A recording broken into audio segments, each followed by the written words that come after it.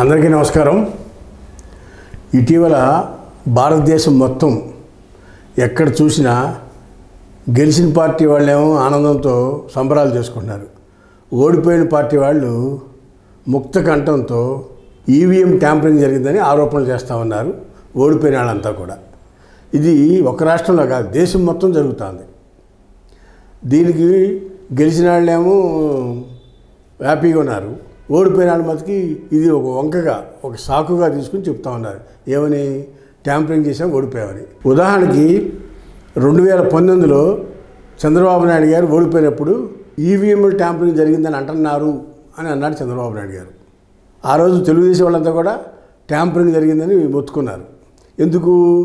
మోడీ గారు మాకు అనుకూలంగా లేడు, జగన్మోహన్ రెడ్డికి అనుకూలంగా ఉన్నాడు, కాబట్టి ట్యాంపరింగ్ ద్వారానే జగన్మోహన్ రెడ్డి ఇక్కడ 151 సీట్లు వచ్చినాయి, మేమంత ఘోరమైన పరిపాలన చేశామని చంద్రబాబు నాయుడు గారు మొత్తుకున్నారు. అది అందరికీ తెలిసిన విషయమే. తర్వాత 24లో జగన్మోహన్ రెడ్డి గారు ఓడిపోయారు. జగన్మోహన్ రెడ్డి గారు ఏమంటున్నాడు? మళ్ళా ట్యాంపరింగ్ చేశారు. ఎవరైతే ట్యాంపరింగ్ చేశారు? తెలుగుదేశం పార్టీ వాళ్ళు ట్యాంపరింగ్ చేసి 124 సీట్లు వచ్చినాయి, లేకపోతే ఈ ట్యాంపరింగ్ చేయకపోతే మేమే గెలిచేవాళ్ళం 175 ఇదంతా ట్యాంపరింగ్ ఎలక్షన్ అని వైసీపీ వాళ్ళు అంటున్నారు. ఇవాళ లేటెస్ట్గా జగన్మోహన్ రెడ్డి గారు కొత్త రాగం తీసుకున్నారు. ఏమని? బ్యాలెట్తో ఓటింగ్ జరపాలి అని. రైట్, తప్పులేదు. చాలా దేశాల్లో బ్యాలెట్తోనే ఓటింగ్ జరుపుతున్నారు. ఈ మన ఇండియాలో 140 కోట్ల జనాభా ఉన్న దేశంలో, సుమారు 70-80 కోట్ల ఓటర్స్ ఉన్న దేశంలో ఈ ఓటింగ్ ఈవీఎం కాకుండా మాన్యువల్ లెక్క పెట్టాలంటే చాలా రోజులు అవుతుంది. గతంలో ఉండేది అది మాన్యువల్ లెక్కే. అప్పుడు ఒక పార్లమెంట్ ఎలక్షన్ చేయాలంటే 4-5 రోజులు పట్టేది. ఎవరు గెలిచారు, ఎవరు ఓడిపోయారు అంతా చేసుకోవాలంటే.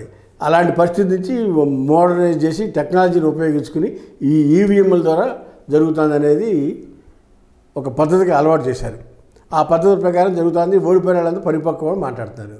అయితే దీని మీద జగన్మోహన్ రెడ్డి గారు నిన్న మాట్లాడుతూ ఆయన ఈవీఎంలు కాకుండా ఓటు బ్యాలెట్ ద్వారా పెట్టాలన్నారు. తప్పులేదు, బ్యాలెట్ ద్వారా ఓటు పెట్టాలని దేశం మొత్తం అక్కడక్కడ ఓడిపోయిన పార్టీలన్నీ అడుగుతూ ఉన్నాయి. అయితే ఈ విషయం మీద కేఏ పాల్ గారు సుప్రీంకోర్టుకి వెళ్ళాడు.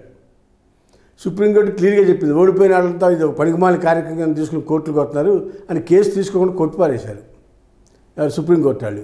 అసలు దేశంలో ఎక్కడైనా ఓడిపోయిన వాళ్ళందరూ కూడా ఈవీఎంలు ట్యాంపరింగ్ అది ఇది అని చెప్పుకుంటున్నారు తప్పితే వాళ్ళకి అదే ఈవీఎం ట్యాంపరింగ్ చేయగలిగితే జగన్మోహన్ రెడ్డి గారిని సమర్థుడు ఉన్నాడా ట్యాంపరింగ్ చేయించడంలో?